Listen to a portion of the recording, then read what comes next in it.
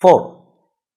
Jesus replaced the Old Testament 10 commandments and Moses' law commandments with his own new commandment. Through this, Jesus has made it abundantly clear that he is indeed God.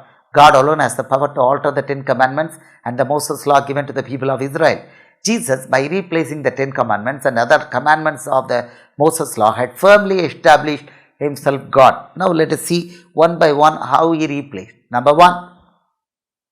First, he had given a new set of 10 commandments, and then he spoke about the least and great in the kingdom, and he said who will inherit the kingdom, who will not inherit the kingdom.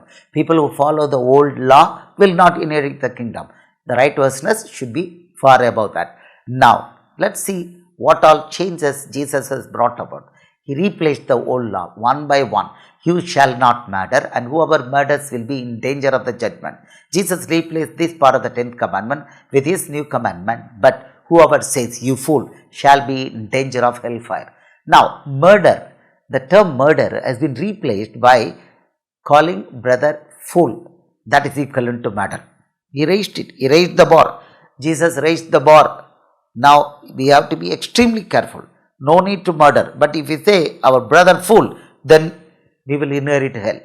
You have heard that it was said to those of old, you shall not murder. You shall not murder is one of the old 10 commandments, and whoever murders will be in danger of the judgment. Now he says, but I say to you, he is replacing. Obviously he is replacing. But I say to you that whoever is angry with his brother without a cause shall be in danger of the judgment. And whoever says to his brother, Raka, shall be in danger of the council. But whoever says, you fool, shall be in danger of hellfire. Definition changed. Definition changed for murder. Murder. So, Jesus replaced one of the 10 commandments through this. And he has given further explanation. Therefore, if you bring your gift to the altar, and there remember that your brother has something against you, your brother has something against you, not you, but your brother has something against you, go to him. Leave your gift there before the altar and go your way. First be reconciled to your brother and then come and offer your gift. If you don't do that, agree with your adversary quickly while you are on the way with him, lest your adversary deliver you to the judge hand over you to the officer, and you be thrown into prison. The judge is God, the adversary is the devil. So if you don't do that, the devil will pick you up. He has given very clear instruction. Assuredly, I say to you, you will by no means get out of there till you have paid the last penny. That means you will fall into sickness or some bondage until you suffer for whatever iniquity you have done. You will live and then you will die. That's what he said. Very dangerous thing he has given. He has asked us to reconcile with our brothers, and brother to brother relationship should be excellent, and that will keep us away from the sin of murder. If we have grudge against our brother, that means we have committed murder. That is the bar Jesus has raised. So the new covenant commandments are tougher, but because he has given the Holy Spirit, it is easier. The second one, you shall not commit adultery. This is yet another 10 commandments, yet another part of the 10 commandments, one of the previous 10 commandments. Jesus replaced this part of the 10 commandment with his new commandment. But I say to you that whoever looks at a woman to lust for her has already committed adultery with her in his heart. Jesus replaced the definition of adultery. And as per Revelation 21:8 and 22:15, an adulterer will not make it to heaven. Let's see Matthew 5:27-28. He changed the definition of adultery. Only God can do it. You have heard that it was said to those of old, you shall not commit adultery. But I say to you, that should give an indication to all the Muslims that Jesus is God. No one else can do this. But I say to you that whoever looks at a woman to lust for her has already committed adultery with her in his heart. Heart matters. First time, Jesus brings heart, not the act. Act is extreme now. The heart, the thinking, the lusting, That is the intention, even half intention, that has become adultery. Adultery is something which results in hellfire. Jesus has replaced, He is God. He has added more. If your right eye causes you to sin, pluck it out and cast it from you, for it is more profitable for you that one of your members perish than for your whole body to be cast into hell. For adultery, the first thing that leads you is the eye.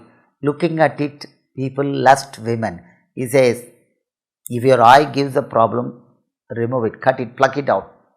To that extent, He has given the counsel. He has given the counsel to safeguard us from sinning. Matthew 5:30, and if your right hand causes you to sin, cut it off and cast it from you, for it is more profitable for you that one of your members perish than for your whole body to be cast into hell.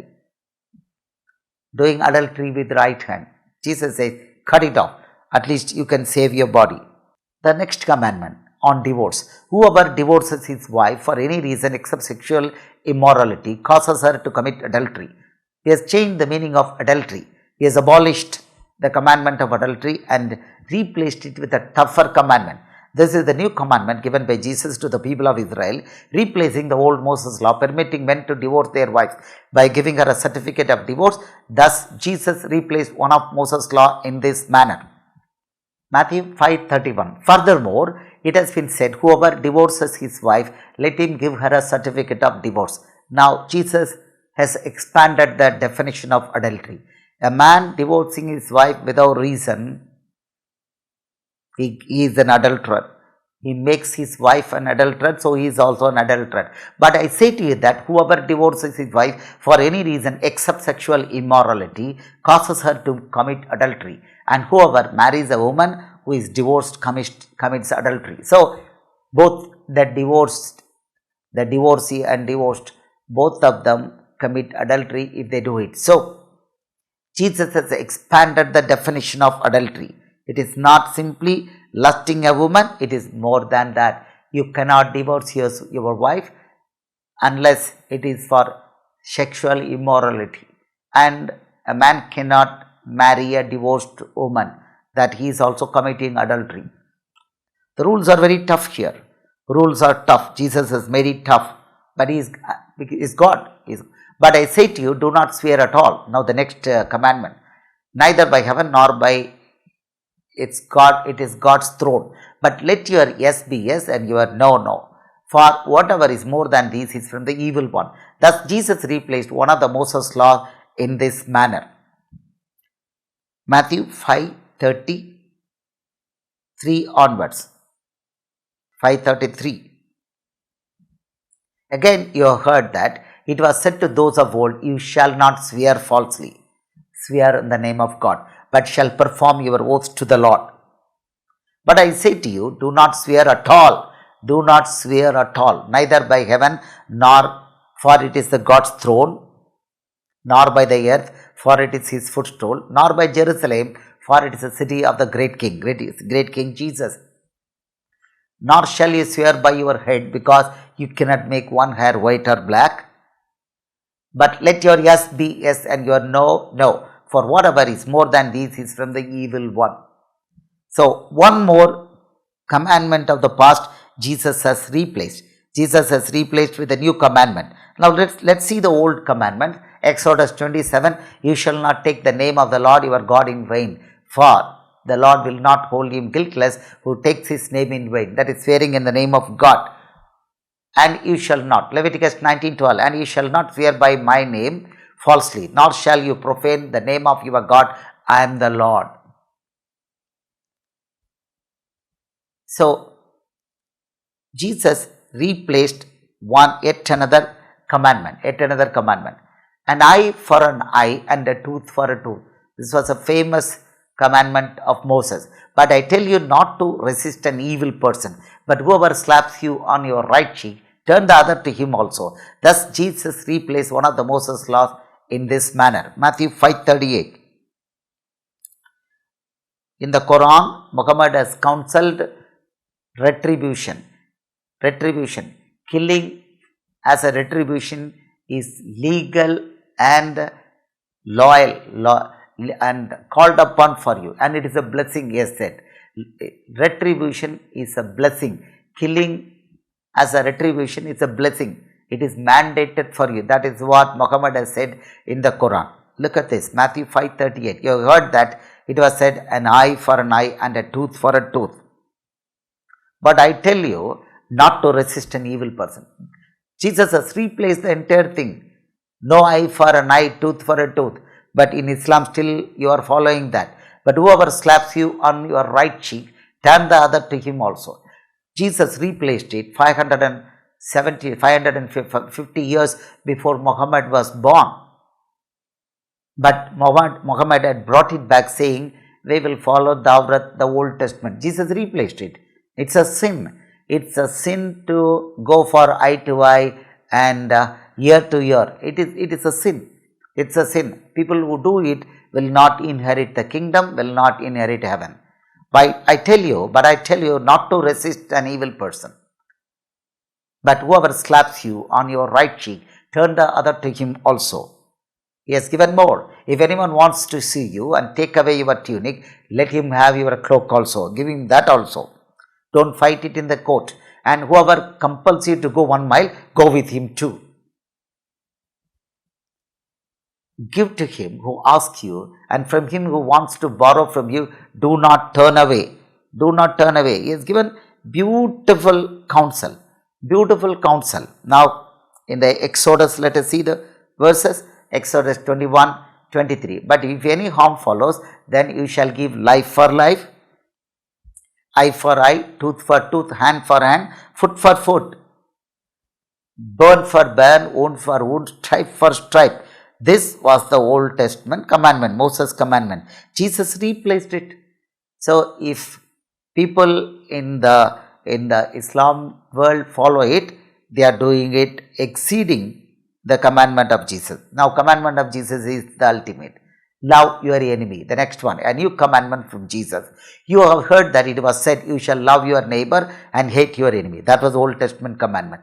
But I say to you, love your enemies. Therefore, you shall be perfect just as the Father in heaven is perfect. Matthew 5:43-48. Again, a powerful replacement of the Old Testament law. Matthew 5:43. You have heard that it was said, you shall love your neighbor and hate your enemy.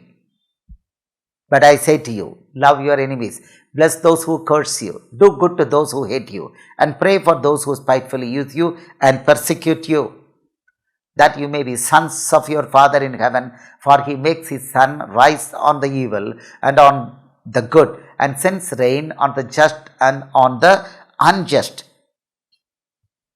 For if you love those who love you, what reward you have? Do not even the tax collector do the same?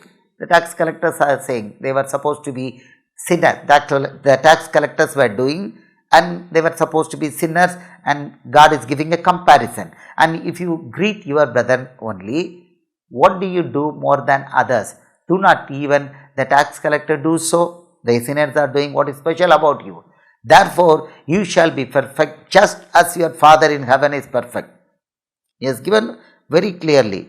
Therefore, you shall be perfect just as your Father in heaven is perfect. Don't fight. Love your enemies. Don't hate. If somebody hates his enemies, he is an enemy of the kingdom now. Now, we have seen the commandments. In Matthew 5, Jesus has given his set of 10 new commandments. Then he has also cancelled the Old Testament commandments up to verse 48.